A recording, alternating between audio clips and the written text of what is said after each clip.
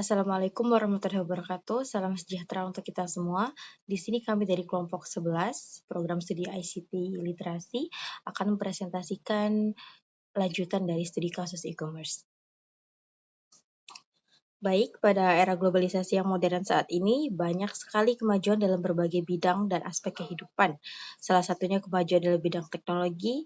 Tidak bisa dipungkiri, teknologi tidak bisa dipisahkan dari kehidupan manusia, baik dalam berkomunikasi, transportasi, kesehatan, industri, energi, dan pendidikan. Beberapa faktor pendorong kemajuan teknologi sendiri disebabkan oleh meningkatnya kebutuhan manusia, berkembangnya ilmu pengetahuan, persaingan global, dan ketersediaan modal beserta infrastruktur.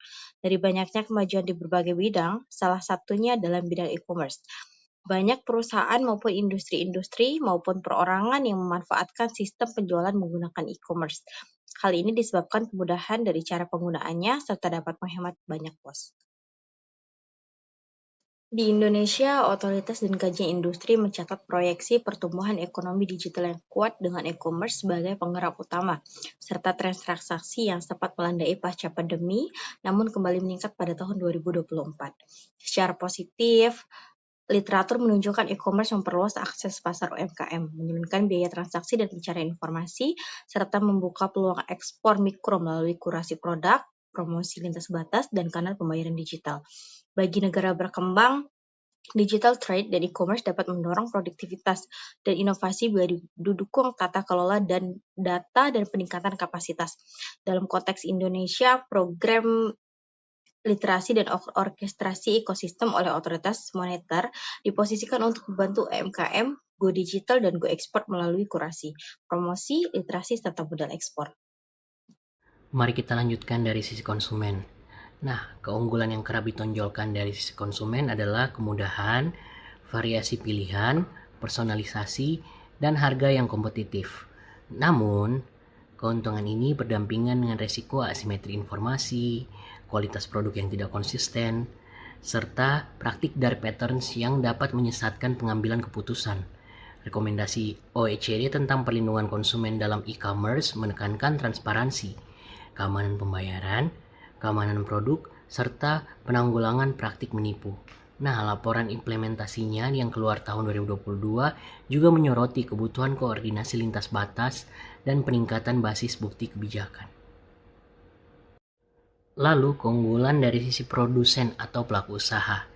Nah, di tingkat pelaku usaha ini, keuntungan e-commerce meliputi perluasan jangkauan tanpa batas geografis, kemampuan data-driven marketing, manajemen relasi pelanggan, dan efisiensi operasional. Namun, kajian juga menegaskan adanya keterbatasan ini, seperti ketergantungan pada platform seperti biaya komisi dan aturan main, lalu biaya logistik terakhir atau last mile yang tinggi, lalu pengembalian barang atau returns yang kompleks, serta kebutuhan investasi pada keamanan siber dan kepatuhan. Literatur akademik dan tinjauan dari tahun 2021 sampai 2025 merangkum advantage limitations tersebut. Sementara studi kepercayaan konsumen menunjukkan trust bergantung pada reputasi merek, persepsi keamanan, dan kualitas antarmuka yang bermuara pada niat beli. Untuk faktor-faktor yang mempengaruhi, yang pertama adanya faktor logistik. Nah, di Asia Tenggara ini, biaya last mile yang menyumbang porsi biaya pengiriman paling besar, tuntutan pengiriman cepat atau terjadwal, dan jaringan yang terfragmentasi khususnya bagi UMKM yang sulit membangun armada-armada sendiri. Laporan pasar dan analisis industri menunjukkan kebutuhan kapabilitas yang baru. Lalu untuk yang faktor kedua, yakni di faktor keamanan. Keamanan siber menjadi domain risiko yang meningkat bersama pertumbuhan transaksi online. Bukti industri dan kajian akademik menampilkan dominasi ancaman otomatis, serangan pada API, skimming pembayaran, penipuan buy now, pay later, dan eksploitasi kerentanan perangkat lunak. Lalu untuk di faktor yang ketiga yakni faktor kualitas produk. Nah, tawaran produk yang relevan, berkualitas, serta harga yang kompetitif dibandingkan offline store membuat konsumen lebih mudah menentukan untuk membeli apa tidak. Selanjutnya, kita masuk ke pembahasan mengenai dampak e-commerce. Pertama, dari sisi penjual, e-commerce memberikan kesempatan untuk menjangkau pelanggan jauh lebih luas, bahkan hingga keluar daerah. Hal ini tentunya dapat meningkatkan omset sekaligus memperkuat exposure pasar. Selain itu, e-commerce juga mampu menekan biaya operasional karena tidak selalu membutuhkan toko fisik. Pengelolaan inventory pun menjadi lebih mudah dan efisien. Namun, kita harus melihat sisi lainnya juga. Masih ada potensi praktik bisnis yang tidak sehat, misalnya predatory pricing atau permainan harga yang tidak wajar. Dari sisi konsumen, e-commerce menawarkan fleksibilitas yang sangat tinggi. Mereka bisa berbelanja kapanpun dan dimanapun. Konsumen juga dapat membandingkan harga dengan cepat, sehingga keputusan belanja menjadi lebih efisien. Meskipun begitu, terdapat resiko seperti pencurian data pribadi, penipuan transaksi, atau produk yang datang tidak sesuai dengan foto. Logistik juga masih dalam tantangan, misalnya keterlambatan atau kerusakan barang selama proses pengiriman. Jadi, secara keseluruhan, e-commerce mempunyai dampak positif yang signifikan, namun tetap diikuti berbagai tantangan yang perlu dikelola.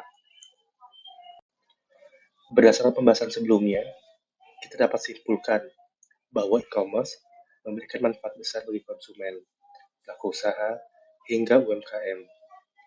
Manfaat ini terlihat dari perluasan pasar, efisiensi operasional, serta munculnya inovasi-inovasi model bisnis baru. Namun demikian, e-commerce juga menghadirkan tantangan yang cukup kompleks, mulai dari kesenjangan literasi digital, tingginya biaya logistik, terutama pada tahap last mile, resiko keamanan siber, hingga dampak lingkungan dari meningkatnya returns dan penggunaan kemasan.